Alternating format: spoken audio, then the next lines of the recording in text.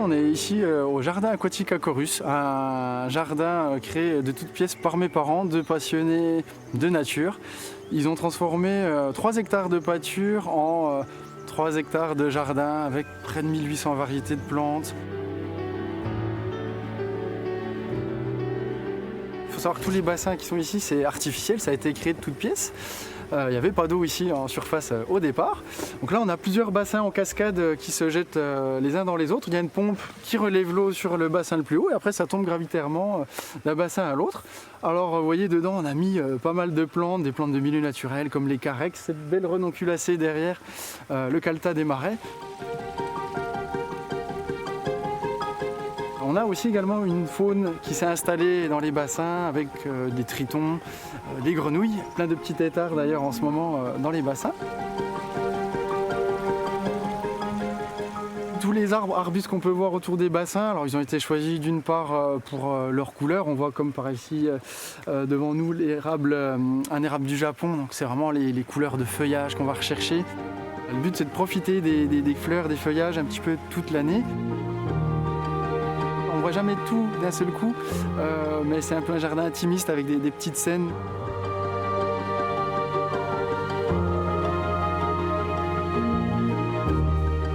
Beaucoup de massifs de bambou aussi qui créent des petites scénettes, des petites clairières. Le jardin est label Jardin Remarquable et aussi refuge LPO. Alors Jardin Remarquable, c'est plus pour mettre en avant l'aspect aussi bien paysager, c'est vraiment un jardin botanique, une belle biodiversité végétale, et aussi il y a une dimension pédagogique. Et le refuge LPO, ça implique qu'on n'utilise pas de pesticides, donc effectivement ici, 0 pesticides.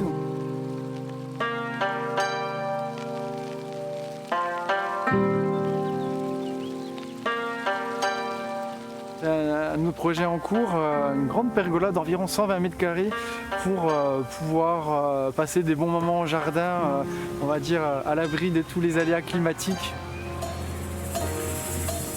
On a pas mal de visiteurs, mais on aimerait quand même en avoir plus pour que l'entreprise, le jardin, parce que c'est aussi une entreprise, mais pour qu'elle puisse être pérenne et maintenir les emplois des salariés qui sont ici, des jardiniers.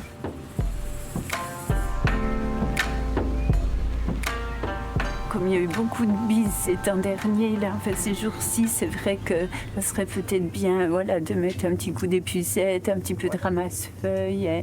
Il y a ça, et puis les réengraisser aussi, les pots de nénuphars. Le jardin a été créé en 91 par mes parents, donc ils l'ont emménagé de petit à petit, d'année en année. Et moi j'ai repris seulement en 2025.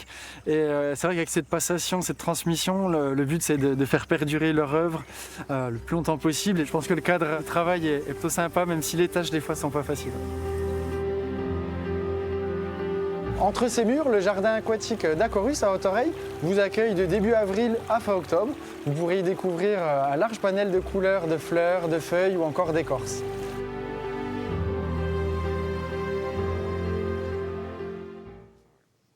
Oui, merci Johan pour ces précisions. Bienvenue donc dans l'un de ces jardins dans lesquels on se ressource, à l'image de ces autres Éden d'exception, ceux de Versailles par exemple. Des jardins uniques, bichonnés quotidiennement par plusieurs dizaines de jardiniers. Parmi eux, l'un de leurs chefs d'orchestre, Alain Baraton. Le jardinier en chef de Trianon et du Grand Parc de Versailles est littéralement tombé sous le charme, il y a près de 50 ans, de cet écrin de nature imprégné d'histoire.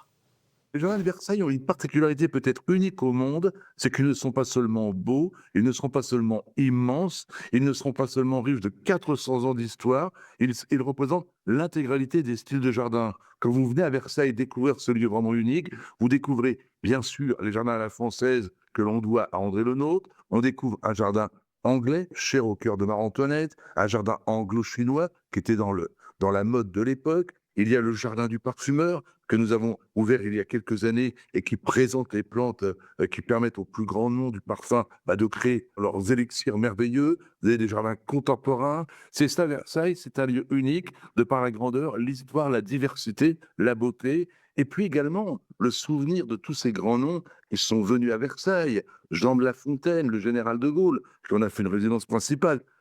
Napoléon, qui aimait tellement le domaine que même après son divorce avec Joséphine, c'est ici à Trianon qu'il va célébrer Noël en compagnie de son ex-femme. C'est ça Versailles, une histoire d'amour et la beauté des lieux.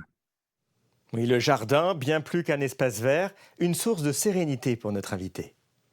Je crois que le bonheur se trouve dans le jardin. C'est un espace de calme, un espace de beauté. C'est un espace où il fait bon respirer, réfléchir, se rencontrer. On parle souvent d'ailleurs du vivre ensemble. Eh bien, s'il y a bien un lieu où l'on peut vivre ensemble, c'est dans le jardin. Le jardin aujourd'hui est devenu pas seulement un plaisir, mais une nécessité. On va au jardin, ça devient vraiment, pas une obligation, mais un réel besoin.